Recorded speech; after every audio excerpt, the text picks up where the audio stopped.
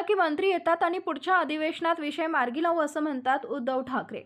मी आज तुमच्यासोबत नेता म्हणून नाही, भाऊ म्हणून आलेलो आहे। सावित्रीबाई फुले यांची जयंती आहे, त्यात हे आंदोलन तुम्ही मुंबईत आणलंय। तुम्ही सावित्रीच्या लेकी आहात। क्रांतिज्योतीची ज्योत तुमच्यात तेवतीये की नाही? असंख्य ज्योती जेव्हा पेटतात तेव्हा निर्माण होणारी मशाल सत्ता पालटून टाकते, एवढी ताकद आहे। हा तुमचा हात सरकारच्या कानाखाली आपटल्यावर केवढा आवाज होईल?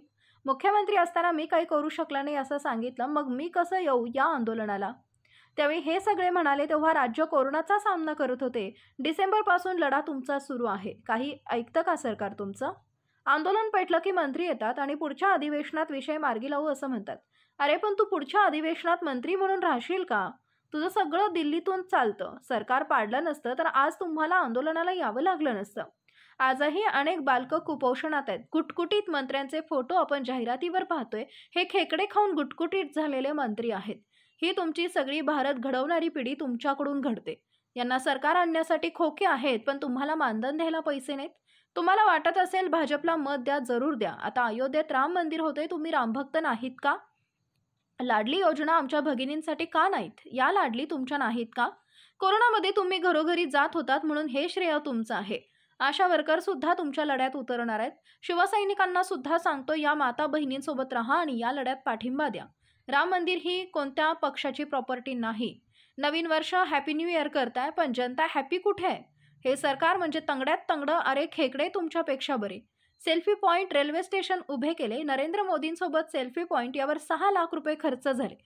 मला जेव्हा वाटेल की मी राम मंदिर दर्शनाला जाईन, मला कोणाच्या निमंत्रणाची गरज नाही। तुम्ही भीक मागत नाही तर आम्ही हक्काचं मागत आहोत। तुम्ही नोकरी करत नाही तर राज्याचं बळकटीकरण तुम्ही करत आहात। तुम्हाला देणं म्हणजे कुणी उपकार करत नाही। या संपूर्ण लढ्यात मी आणि सहकारी आलो आहोत। तुम्ही नेतृत्व करायचं आहे, त्यात फूट पडू देणार नाही। हक्काने बोला, तुमचा भाऊ तुमच्या सोबत आहे। हे सरकार पडायच्या आत तुमच्या मागण्या मान्य होतील, नाहीतर आपलं सरकार आल्यावर तर मागण्या पूर्ण होतीलच। पाटील साहेब, व्यासपीठावरील सर्व मान्यवर आणि जमलेल्या माझ्या थोड्याशा बांधवांनो आणि प्रचंड साऱ्या भगिनी, मी आज तुमच्या समोर तुमच्या सोबत नेता म्हणून नाही, तुमचा भाऊ म्हणून आलेलो आहे।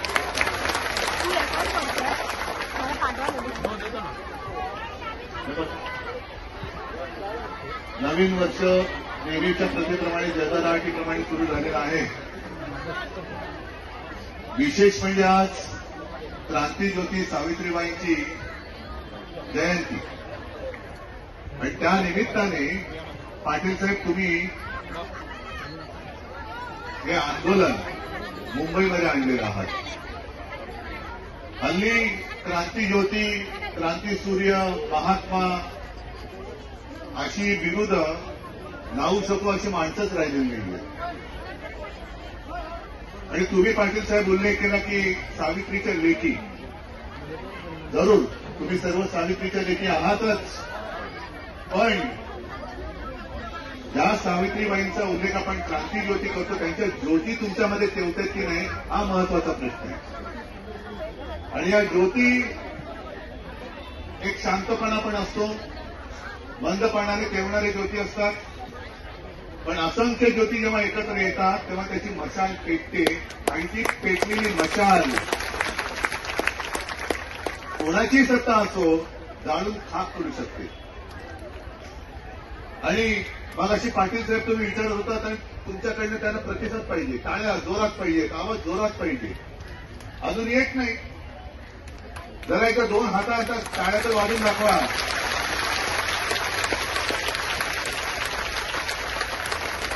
माझं सरकार मी निवडणार, अगदी होऊ दे तिकडे राम मंदिराचं लोकार्पण। राम मंदिर ही कोणाच्या पक्षाची खासगी प्रॉपर्टी नाहीये, ती आपल्या सगळ्यांची आहे। त्या विषयावर मी आता आपल्यासमोर बोलणार नाही, बोलण्यासारखं खूप आहे, पण मला आता इथे राजकारण आणायचं नाही किंवा धर्मकारण आणायचं नाहीये। पण तुमची सेवा करून घेऊन सुद्धा अगदी तुम्हाला लक्षात असेल, जेव्हा आम्ही युतीमध्ये होतो, देवेंद्र फडणवीस मुख्यमंत्री होते आणि तुम्हाला ते नेसपानं काय कोणत्या राऊंड होते काय, आणि मी सांगितलं होतं याद राखा, एका जरी माझ्या भगिनीला केसाला धक्का लागला तरी मी सरकार पाडून टाकेल। आताचं जे काही 3 भागडं सरकार जुळलेलं आहे, तंगडं शेकडा बारा शेकडा तरी सरळ जाईल करायची, पण हे सरकार नाही सरळ जाणार. हे सरकार असं बिघाडी सरकार जे म्हणतो ना, आम्हाला म्हणत होते, आता त्यांचं सगळं बिघडलं. फक्त स्वतःचे फोटो छापतायत. मध्ये तर मी ऐकलं की देशभर रेल्वे स्टेशनवरती सेल्फी पॉइंट तयार केले. कोणाबरोबर फोटो? कोणाबरोबर? अरे बोला ना तुम्ही. मोदींबरोबर फोटो. एका सेल्फी पॉइंटची त्यांना विचारलं आरटीआयच्या अंतर्गत याला खर्च किती आला, तर खर्च त्यांनी सांगितलं किती, 6 का 6.5 लाख रुपये. 6.5 लाख रुपये पाटील साहेब एका सेल्फी पॉइंटला. अशी देशभरात किती झाले असतील? आणि सेल्फी काढून काय मिळणार तुम्हाला? हे त्या तिथे जे काही टोचले पुरवले जातात सरकारचे जाहिरातीचे, हे माझ्या इथे माझ्या कार्यकर्ते ज्या महिला आहेत, ज्या देशसेविका आहेत, जनसेविका आहेत, त्यांना त्यांच्या हक्काचं का देत नाही? सेल्फी पॉइंट काढला पंतप्रधानांबरोबर, काय घरात काय मिळालं? रामलल्लाचं दर्शन जरूर, मी सुद्धा जाणार आहे राम मंदिरामध्ये, पण ते कोणाच्या आमंत्रणाची मला गरज नाहीये. जसं मी पूर्वी गेलो होतो तसं जेव्हा माझ्या मनात येईल त्यावेळेला मी राम मंदिरात जाईल. पण दर्शन घेतल्यानंतर पुन्हा प्रश्न हाच येतो की माझ्या घरामध्ये गेल्यानंतर मी माझ्या मुलाबाळांना खायला काय देऊ? जो पोषक आहार तुम्ही कुपोषित बालकांना घेता, तुम्ही सर्व त्या कुपोषित बालकांची वगैरे काळजी घेता, पण तुमचं कुटुंब कुपोषित राहतं. तुम्ही स्वतः कुपोषित आहात. कुपोषित म्हणजे काहीच मिळत नाहीये. कोणी लक्ष द्यायचं याच्याकडे, कोणी आवाज उठवायचा? आणि आता निमूटपणाने काम करणं सोडून द्या. तुम्ही भीक मागत नाही आहात, तुम्ही तुमच्या हक्काचं मागता आहात. आणि तुम्ही, मी परत एकदा सांगतो, नुसतं तुमची नोकरी करत नाही आहात, तर ही मोठी मोठी स्वप्न राज्यकर्ते दाखवतात. सुदृढ देश, सुदृढ महाराष्ट्र, काय बळकट हे बळकट ते बळकटीकरण तुम्ही करता आहात. जिथे आम्ही जाऊ शकत नाही तिथे तुम्ही जात आहात. अत्यंत दुर्गम भागात जातात, ग्रामीण भागात जाता, घराघरात जाता. आणि आता 22 जानेवारीला राम मंदिराचं लोकार्पण होतंय. मग तुम्ही काय राम भक्त नाही आहात की नाही? मग तुम्ही म्हणजे मध्य प्रदेशमध्ये निवडणुका जिंकले भाजपा, सगळ्यांचा असा होरा होता की मध्य प्रदेश सुद्धा भाजपा हरणार. पण जिंकल्यानंतर त्यांनाच कळेना कसं जिंकलो. काही म्हणतात ईव्हीएमवरती जिंकले. पण जी कारण मीमांसा झाली त्याच्यात एक कारण आलं की लाडली बहिणा ही काही योजना तिथल्या जनतेच्या त्या महिलांसाठी तिथल्या सरकारने राबवली. मग माझ्या या सगळ्या भगिनी आहेत त्या काय लाडल्या आहेत की नाही? या राम भक्त आहेत की नाही? या हिंदू आहेत की नाही? हिंदू असतील, मुसलमान असतील, काही असतील. पण आज माझ्या जो म्हणतो ना पण तळागाळातला महाराष्ट्र तिथपर्यंत कोण जातं? करोनामध्ये मी तुम्हाला जे सांगितलं ना, नाव माझं झालं, पण त्या नावाचं खरं श्रेय हे तुमचं आहे, कारण तुम्ही घरोघरी जात होता. याची मला जाणीव आहे. आणि म्हणून मी फार काही करू शकलो नसलो तरी देखील तुम्ही आता म्हणाला मी विसरून पण गेलो होतो की न थांबता तुमचं मानधन मिळालंच पाहिजे. हा आपल्या वर्षातील मंत्रिमंडळाचा एक निर्णय होता. आणि जर सरकार गेलं नसतं तर मी तुम्हाला सांगतो की तुमची जे काय प्रश्न आहेत, ग्रॅच्युइटी असेल, आता तुम्ही विचारलं की वृद्धापकाळी खायचं काय, जगायचं कसं. अरे जिथे लहान मुलांच्या श्री गणेशात पहिल्या गिरवणारे तुम्हाला तुमच्या वृद्धापकाळाची चिंता व्यक्त करावी लागते. मग कोणाचं सरकार आहे, कोणासाठी चाललेलं आहे आणि कोणतं सरकार आपण आपल्या बोलक्यावरती बसवतोय, हा सुद्धा एक विचार तुम्ही केवळ तुमच्या घरात नाही, आजूबाजूच्या घरात सुद्धा तुम्हाला द्यायला पाहिजे. आजूबाजूच्या घरात द्यायला पाहिजे. तुम्ही लढायला उतरलेला आहात. आणखी काही दिवसांनी आशा वर्कर्स, आशा ताई त्या सुद्धा येणार आहेत तुमच्यासोबत. गावागावात मी सर्व माझ्या शिवसेनेच्या पदाधिकाऱ्यांना आज सांगतोय चॅनलच्या माध्यमातून की ह्या सर्व आपल्या ज्या काही माता भगिनी आहेत यांच्यासोबत पाठी नाही, यांच्यासोबत लढ्यामध्ये उतरा आणि यांच्या न्याय हक्क मिळवून देईपर्यंत शांत बसू नका. 1 वर्ष आहे, नवीन वर्षाच्या शुभेच्छा द्यायच्यात ना. एक प्रथा पडलेली, हॅपी न्यू इयर. मग काही हॅपी दत्त जयंती, हॅपी कोजागिरी पौर्णिमा, हॅपी हे हॅपी ते. काय हॅपीनेस आहे कुठे? गेल्या डिसेंबरमध्ये जो लढा सुरू झाला, नवीन वर्ष उजाडलं, 30 दिवस संपला, तरी सुद्धा तोच विषय जर डिसेंबरपासून आज आणि त्याच्या आधीपासून चालत येणार असेल तर नुसत्या नववर्षाच्या कोरड्या शुभेच्छा देऊन काय उपयोग होणार आहे? नवीन वर्षाच्या नुसत्या शुभेच्छा नकोय, मला नवीन वर्षाचा निश्चय पाहिजे. निश्चय, माझं भवितव्य मी या टाळ्यांनी माझ्या भाषणासाठी नाही वाजवून घेतल्या, तर तुमच्या हातात काय ताकद आहे? जे हात जनतेची सेवा करतात, म्हणजे मी तर म्हणेन तुम्ही देशाची सेवा करता, ते सेवा करणारे हात जर एकमेकावरती आपटले तर आवाज एवढा येतो, सरकारच्या कानाखाली आपटलं तर केवढा मोठा येईल.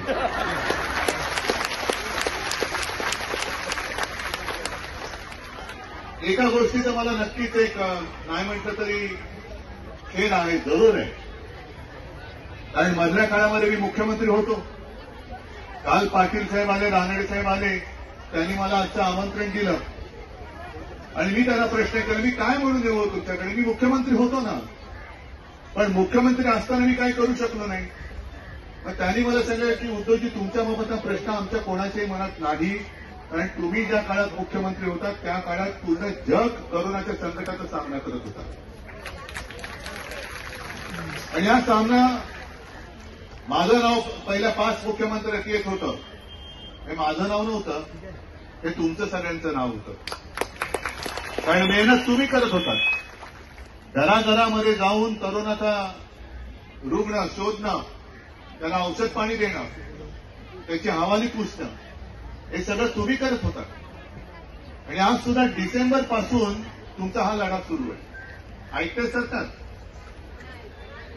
म्हणजे आता काही 2-3 प्रश्न पाटील सर तुम्ही बोलत तेच मी घेतोय. त्यांनी विचारलं, नवरा ऐकतो का? अरे हो की नाही? त्यांना तेच म्हटलं, नवरा म्हणजे काय सरकार आहे न ऐकायला? पण नवरा ऐकतो तर सरकार का नाही ऐकत? कारण आपण अजूनही एक थोडीशी करुणा, दयाबुद्धी तुमच्या मनामध्ये. प्रत्येक वेळेला आंदोलन पेटलं की मंत्री येतात आणि मग जरा हे अधिवेशन जाऊ द्या, पुढच्या अधिवेशनात आम्ही याचा निकाल लावतो. अरे पहिलं पुढच्या अधिवेशनात पहिलं तू टिकशील का? तुझं सरकार राहील का? तुला दिल्लीतनं जसं बोलतं जातं करावं लागतं तसं तू करतोस.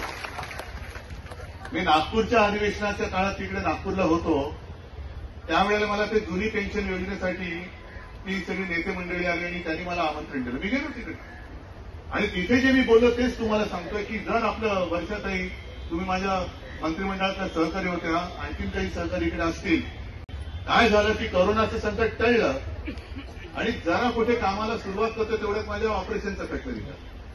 त्यातनं जरा कुठे उभं राहतोय तेवढं खाली गद्दारी करून आपलं सरकारच पाडलं. पण सरकार पाडलं नसतं तर तुम्हाला आज आंदोलनासाठी इकडे यावं लागलं नसतं. हा माझा तुम्हाला दिलेला शब्द आहे. अजूनही तुमची ताकद जी आहे ना, तुमची सेवा, ही ज्यांना कळत नाही ते कृतज्ञ लोक आहेत. अगदी नवजात अभ्रका असो, शिशु असो, 6 वर्षापर्यंतच्या जवळपास 3 लाख बालकं आहेत ज्यांना पोषक आहार मिळत नाही. आता नुसतं जाहिराती बघायच्या, गुटगुटीत मंत्र्यांचे फोटो बघायचे आणि सुदृढ भारत. गुटगुटीत मंत्री म्हणजे भारत सुदृढ नाही, महाराष्ट्र सुदृढ नाही. आरोग्यमंत्री सुदृढ असतील खेकडे खाऊन, पण खरा जो भारत आहे त्याला सुदृढ करण्याचं काम तुम्ही करता. कुपोषित बालकं असतील आणि काही ठिकाणी खरोखर कुपोषित माता सुद्धा आहेत. मला माहिती आहे कुपोषित माता सुद्धा आहेत, कुपोषित महिला आहेत. काही गर्भवती महिला, त्यांची आरोग्याची तपासणी तुम्ही करता. अगदी ज्याला धनुर्वातीची लस असेल, इतर काही लस असेल, कशाला? ग्रामीण भागामध्ये आयुष्याचा पहिला श्री गणेश सुद्धा तुमच्या अंगणवाडीच्या शाळेमध्ये होतो ना. मग ही सगळी पिढी म्हणजे भारत घडवणारी ही खरी शक्ती आहे, ही ताकद आहे, ही तुम्ही आहात. आणि तुम्हाला द्यायला पैसे नाहीत. यांच्याकडे जाहिराती होती, उधळायला पैसे आहेत. या सरकारला काय सरकार म्हणतात? अरे जरा मोठ्याने बोला ना. ओके सरकार, न्यायाला सरकार आणण्यासाठी खोके आहेत, पण माझ्या अंगणवाडी आणि आशाताईंच्या मेहनतीला त्यांच्या हक्काचे पैसे द्यायला, मानधन द्यायला पैसे नाहीत. हे सरकार तुमचं आहे. मी माझी जाहिरातबाजी करायला आलो नाही. आता तुम्ही पाटील साहेब जे म्हणालात की यावेळेला भाजपला मत द्यायचं नाही, हा तुम्हाला योग्य वाटत असेल तर जरूर द्या. म्हणून असं अजिबात समजू नका की मागताय तुम्ही, हा कोणी तुम्हाला काही देणं म्हणजे काही उपकार करणार नाही. तुम्हाला तुमच्या हक्काचं जे आजपर्यंत मिळायला पाहिजे होतं ते मिळालं नाही, म्हणून तुम्ही रस्त्यावरती उतरलेला आहात. आणि या संपूर्ण लढ्यात पाटील साहेब, मी इकडे नेतेपणा करायला आलेलो नाही. मी अजिबात तुमच्यावरती नेतृत्व गाजवायला आलेलो नाही. मी तुमचा भाऊ म्हणून आलेलो आहे. माझे सगळे सहकारी आहेत आणि माझ्या या सगळ्या महिला पदाधिकारी आहेत, ह्या तुमचे बांधव आणि भगिनी म्हणून आले. आणि वर्षाताई सुद्धा तुमची बहीण म्हणून आलेली आहे. नेतृत्व तुम्हीच करायचंय. आम्ही नेतृत्व तुमचं करणार नाही. तुमच्या नेतृत्वामध्ये आम्ही फूट पाडणार नाही. तुमच्यामध्ये आम्ही फूट पाडणार नाही, पडू देणार नाही. पण जिथे जिथे तुम्हाला वाटेल आमची गरज आहे, तुम्ही जसं काल आलात, हक्काने मला बोलवलं, तसं केव्हाही हक्काने बोलवा. हा तुमचा भाऊ सदैव तुमच्या सोबत आहे, हे वचन आणि हा विश्वास द्यायला तुमच्याकडे मी आलेला आहे. तुमच्या लढ्याला मी शुभेच्छा देतो. आणि सरकारमध्ये जर जरा जरी काही संवेदना असेल तर हे सरकार पडायच्या आत तुमच्या मागण्या ते मान्य करतील. नाहीतर आपलं सरकार तुम्ही आणणारच आहात. त्या आल्यावरती पहिला निर्णय हा घेतला जाईल. बस तुम्हाला एक शुभेच्छा देतो. धन्यवाद. जय हिंद, जय महाराष्ट्र.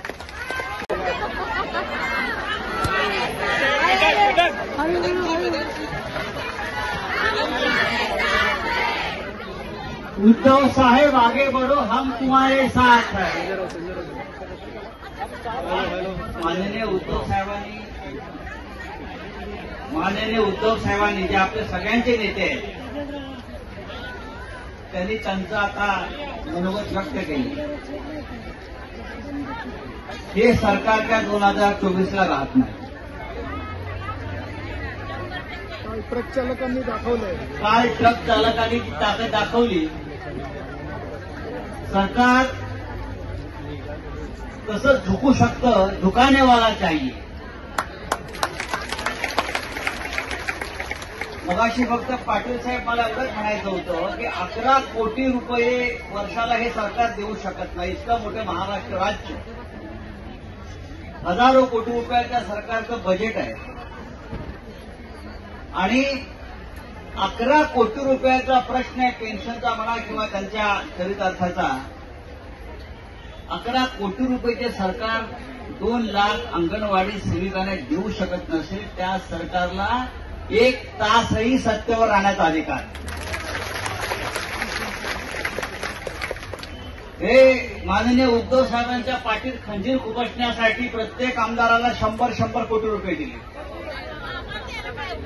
मी तेच म्हणतोय ना, एकेका आमदाराला 100 कोटी रुपये द्यायला तुमच्याकडे आहे. आणि अंगणवाडी या सेविकांसाठी वर्षाला 5 कोटी रुपये जर नसतील ना, तर इतकं भिकारी आणि दळभद्री सरकार या महाराष्ट्राच्या इतिहासात झालं नाही आणि यापुढे सरकार या राज्यात येणार नाही. हा आपण निश्चय करू आणि तुम्ही होऊ देणार नाही असं ताईंनी सांगितलेलं आहे. जय हिंद, जय महाराष्ट्र. आणि इन्किलाब जिंदाबाद. इन्किलाब ही क्रांती आहे.